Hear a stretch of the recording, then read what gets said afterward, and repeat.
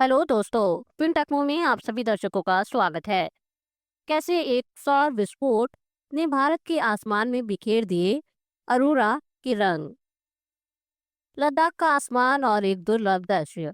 कुछ ही दिन पहले लद्दाख के आसमान में एक चमत्कारी दृश्य देखा गया।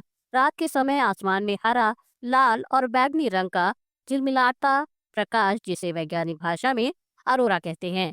आप सोच सकते हैं ये तो नॉर्वे, कनाडा या आइसलैंड में होता है, भारत में कैसे दिखा।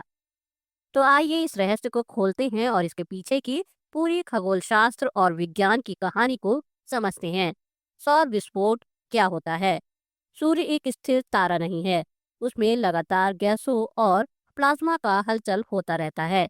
कभी कभी सूर्य पर इतना बड़ा विस्फोट होता है कि बिजली से भी कई गुना अधिक ऊर्जा वाले कण अंतरिक्ष में फेंक दिए जाते हैं। इसे कहा जाता है कोरोनल मास इजेक्शन, CME। यह एक तरह का सौर विस्फोट होता है जिसमें अरबों टन पार्टिकल्स, इलेक्ट्रॉन, प्रोटॉन आदि बहुत तेजी से अंतरिक्ष में फैलने लगते हैं। ये पार्टिकल पृथ्वी से कैसे टकराते हैं? पृथ्वी के चारों ओर एक मैग्नेटिक फील्ड, चुंबकीय क्षेत्र होता है जो हमें सूर्य की खतरनाक किरणों से बचाता है। लेकिन जब CME बहुत शक्तिशाली होता है तो यह इस मैग्नेटिक फील्ड को अस्थिर कर देता है, जिसे जियो मैग्नेटिक स्ट्रोम कहा जाता है। इस दौरान सूर्य से निकले कण पृथ्वी के वायुमंडल में घुस जाते हैं, विशेषकर ध्रुवीय क्षेत्रों में। अरोरा कैसे बनता है?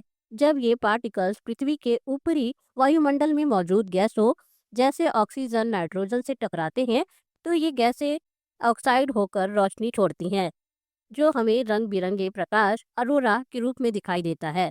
रंग कैसे बनते हैं? ऑक्सीजन हरा या लाल रंग, नाइट्रोजन नीला या बैंगनी रंग।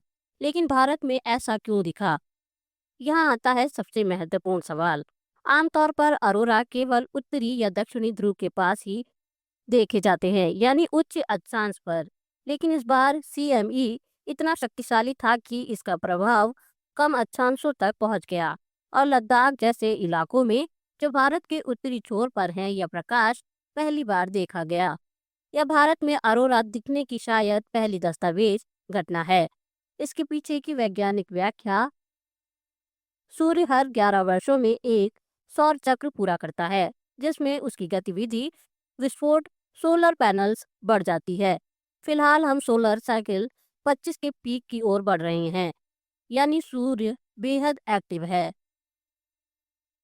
बेकिंग मैग्नेटिक फील्ड: पृथ्वी पर चुंबकीय क्षेत्र कई हिस्सों में कमजोर हो रहा है, जिससे ऐसे कण अंदर घुसने में सक्षम हो जाते हैं।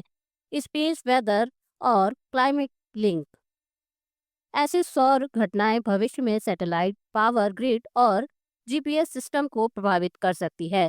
यानी ये घटनाएं सिर्फ सुंदर नहीं, सतर्क करने वाली भी होती हैं। अंततः हम ये कह सकते हैं कि यह घटना एक बार फिर हमें यह याद दिलाती है कि हम ब्रह्मांड से कितनी गहराई से जुड़े हुए हैं और उसमें हर गतिविधि का असर हमारी पृथ्वी पर होता है। यदि आपको ये वीडियो पसंद आई हो तो हमारी वीडियो को लाइक, शेयर, सब्सक्राइब जरूर करें।